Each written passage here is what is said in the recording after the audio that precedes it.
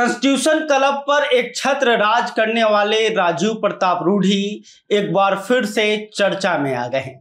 दरअसल राजीव प्रताप रूढ़ी ने एक ऐसा बयान दिया जिसके बाद कुछ कथित राष्ट्रवादी जो पत्रकार हैं उनके पेट में दर्द हो रहा है और राजीव प्रताप रूढ़ी के साथ साथ उनकी जाति यानी कि ठाकुरों को भी बिहार में अलग संदेश देने की कोशिश की जा रही है। देखिए, राजीव प्रताप रूढ़ी जिन्होंने कॉन्स्टिट्यूशन क्लब के चुनाव में बीजेपी के ही नेता और पूर्व सांसद संजीव बलियान को चुनाव हराया और उस वक्त राजीव प्रताप रूढ़ी की जीत की चर्चा पूरे देश में हो रही ही थी। तमाम मीडिया हाउसेस जो है इस खबर को कवर कर रहा था और जितने भी बड़े बड़े वरिष्ठ पत्रकार हैं सब कोई राजीव प्रताप रूढ़ी की जीत पर विश्लेषण कर रहा था। कोई इसे राजीव प्रताप रूढ़ी की जीत बता रहा था तो कोई इसे बीजेपी के राष्ट्रीय नेतृत्व का हार बता रहा था तो कोई इसे विपक्ष का जीत बता रहा था। लेकिन किसी ने यह भी कहा कि सब कुछ प्लानिंग था, सब कुछ बीजेपी के कहने पर ही हुआ और बीजेपी ने ऐसा चाल चला ताकि राजीव प्रताप रूढ़ी एक बार फिर बिहार की राजनीति में स्थापित हो सके। और देखिए, राजीव प्रताप रूढ़ी पिछले कई महीनों से बिहार में जय सांगा यात्रा कर रहे हैं अपने समाज के, यानी कि बिहार के राजपूतों के बीच राजीव प्रताप रूढ़ी जा रहे हैं और समाज को एकजुट करने की कोशिश कर रहे हैं। और इसी यात्रा को लेकर एक पत्रकार ने जब इनसे सवाल पूछा कि आप ऐसा क्यों कर रहे हैं, तब उन्होंने कहा कि मैं अगर अपने समाज को इकट्ठा कर रहा हूं तो इसमें गलत क्या है। सब कोई अपने समाज को इकट्ठा करता है। हमारी पार्टी जो है वो अपने नेताओं को कहती है कि आप अपने समाज के बीच में जाइए, उनको एकजुट करके एक साथ करके रखिए। तो मैं भी वही काम कर रहा हूं। जब यादव जाति के नेता लालू प्रसाद यादव हो सकते हैं, जब कुर्मी का नेता नीतीश कुमार हो सकते हैं, जब पासवान जाति का गारंटर चिराग पासवान हो सकते हैं, माझी जाति का गारंटर जीतनराम माझी हो सकते हैं, तो फिर ठाकुर जाति का भी कोई गारंटर होना चाहिए। और मैं अगर राजपूतों को इकट्ठा कर रहा हूं तो इसमें गलत क्या है। और साथ ही उन्होंने एक और बड़ी बात कही, वही बात जो है वो कुछ लोगों को चुभ रही है। जो असली जातिवादी हैं, जो ठाकुरों से नफरत करते हैं, उनको बहुत दिक्कत हो रहा है। दरअसल राजीव प्रताप रूढ़ी ने यह कह दिया कि बिहार की 243 विधानसभा सीटों में से 70 सीटों पर जो ठाकुर वोटर हैं वो अपना प्रभाव रखते हैं। ठाकुर चाहे तो किसी को जिता भी सकते हैं, किसी को हरा भी सकते हैं। यानी कि 70 सीटों पर जो है राजीव प्रताप रूढ़ी ने यह कहा कि राजपूत वोटों का दबदबा है। यह बात सुनते ही कुछ कथित जो राष्ट्रवादी पत्रकार हैं, कुछ जो ऐसे दूसरा जो पक्ष है जो बिहार में राजपूतों से चिढ़ता है, वो अब सोशल मीडिया पर एक्टिव हो गया है और राजीव प्रताप रूढ़ी को लेकर तरह तरह की बातें की जा रही है। राजीव प्रताप रूढ़ी को राम विरोधी बताया जा रहा है, राजीव प्रताप रूढ़ी को विपक्ष से मिला हुआ बताया जा रहा है, कई तरह की बातें हो रही है। लेकिन अब आपको हम बताते हैं कि आखिर राजीव प्रताप रूढ़ी ने यह बातें क्यों की और राजीव प्रताप रूढ़ी का बिहार में मकसद क्या है और राजीव प्रताप रूढ़ी कौन है। देखिए, कॉन्स्टिट्यूशन क्लब का चुनाव हाई प्रोफाइल चुनाव था, लेकिन दूसरी तरफ राजीव प्रताप रूढ़ी जहां से चुनाव जीतकर आते हैं, जिसको हरा कर आते हैं, उसके बारे में जानिएगा तो आप भी कहिएगा ना, राजीव प्रताप रूढ़ी जो है एक बड़े शख्सियत है। दरअसल देखिए, बिहार में अगर सबसे बड़ा कोई राजनीतिक परिवार है तो वो है लालू यादव का परिवार। लालू यादव बिहार में लगातार सत्ता में रहे, 15 सालों तक उनकी पार्टी ने बिहार में शासन किया। आज भी बिहार में दूसरी सबसे बड़ी पार्टी है आरजेडी। तो लालू प्रसाद यादव के परिवार से राजीव प्रताप रूढ़ी जो हैं वो शुरू से टकराते रहे हैं, लालू प्रसाद यादव से लड़ते रहे हैं, उनकी ताकत से राजीव प्रताप जो हैं उलझते रहे हैं। तो देखिए, सारण जिसे छपरा भी कहा जाता है, वो लालू प्रसाद यादव की कर्मभूमि है। लालू प्रसाद यादव सारण के ही सोनपुर विधानसभा क्षेत्र से पहली बार विधायक बने और सारण, जबकि पहले वो छपरा कहलाता था, छपरा लोकसभा, वहीं से लालू प्रसाद यादव लोकसभा भी पहुंचे थे। तो देखिए, राजू प्रताप रूढ़ी ने छपरा में लालू प्रसाद यादव की पत्नी राबड़ी देवी को चुनाव हराया।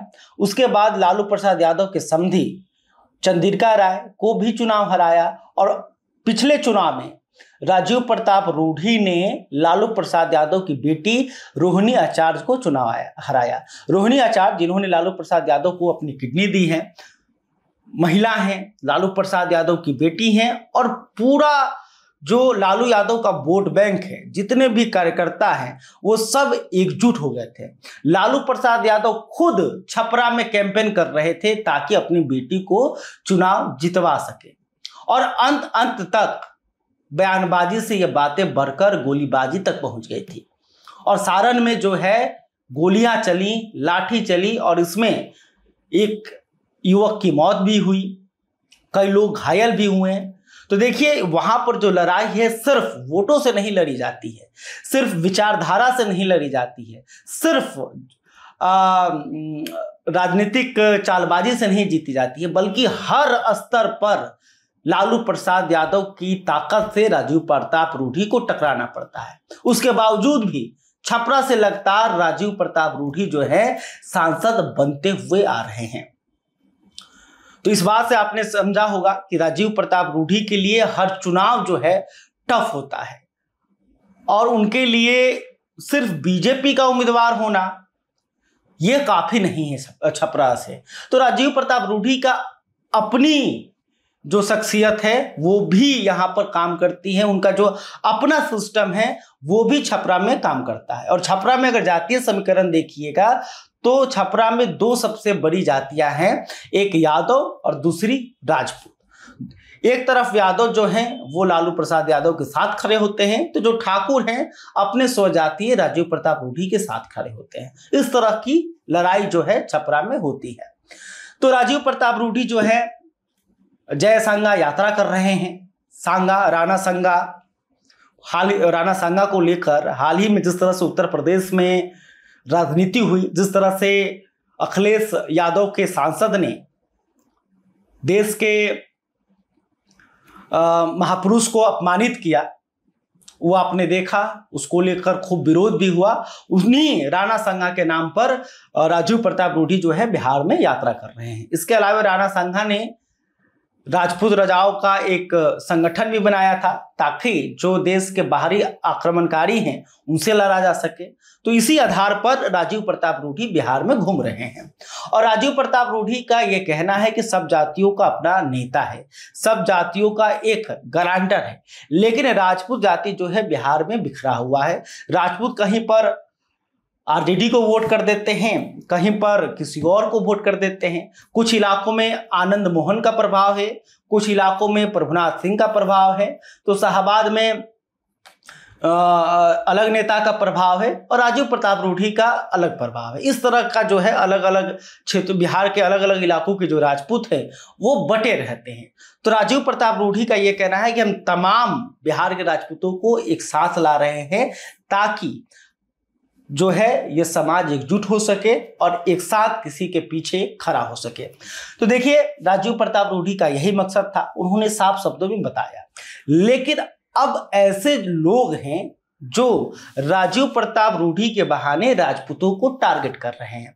उनका कहना है कि राजपूत जो है कभी बीजेपी को एक मुश्त वोट नहीं करती, राजपूत जो है वो किसी पार्टी के साथ नहीं रहा करती बिहार में, बल्कि राजपूत जो है वो अपने स्वजातीय के साथ रहती है। यानी कि जो राजपूत उम्मीदवार होंगे उन्हीं को राजपूत जो वोटर हैं वो वोट करते हैं, ये आरोप लगाए जा रहे हैं। लेकिन इसके पीछे अगर आप आंकड़ों को देखिएगा तो फिर मामला कुछ और है। सबसे अधिक अगर बिहार में सवर्णों के पास अगर विधायक है तो वो राजपूत जाति है। करीब 29 विधायक राजपूत जाति के हैं और इसमें 20 से अधिक जो हैं 20 के आसपास, मतलब लगभग जो 20 से अधिक जो इनकी संख्या है ये एनडीए के हैं, यानी कि ये जदयू से चुनाव जीत कर आए हैं या फिर बीजेपी से चुनाव जीत कर आए हैं। इसके अलावा लोकसभा में देखिएगा कि बिहार से किस जाति के नेता ज्यादा चुनाव जीतकर बीजेपी से गए हैं, तो उसमें भी राजपूत जाति की संख्या है। भले ही 2 सीटों पर राजपूतों को हार का सामना करना पड़ा, नहीं तो सबसे बड़ी संख्या इनकी थी, 7 सांसद थे 2019 के चुनाव में, लेकिन इस बार घट गए हैं। तो इससे साफ पता चलता है कि बीजेपी के साथ बिहार में राजपूत रहे हैं। राजपूत जो हैं वो जंगल राज के खिलाफ में रहे हैं, जातीय नरसंहार के खिलाफ में रहे हैं, और जातीय नरसंहार का राजपूतों ने दंश झेला है, दुख समझते हैं वो। तो इस तरह से सीधे पूरे राजपूत समाज को टारगेट कर लेना सिर्फ इसलिए कि राजीव प्रताप रूडी ने कह दिया कि हम राजपूतों को इकट्ठा कर रहे हैं, हम जो है 70 सीटों पर प्रभाव रखते हैं, तो फिर इसमें दिक्कत क्या है। और राजीव प्रताप रूडी जो है कहीं किसी अन्य दल से बीजेपी में नहीं आए हैं, बल्कि इन्होंने एबीवीपी से जो है अपनी छात्र राजनीति से उन्होंने शुरुआत की, और फिर बीच में नीतीश कुमार के साथ गए थे, फिर उसके बाद बीजेपी में आ गए और बीजेपी में बने हुए हैं, विधायक बने, सांसद बने, अटल बिहारी वाजपेयी की सरकार में मंत्री रहे, मोदी की सरकार में मंत्री रहे।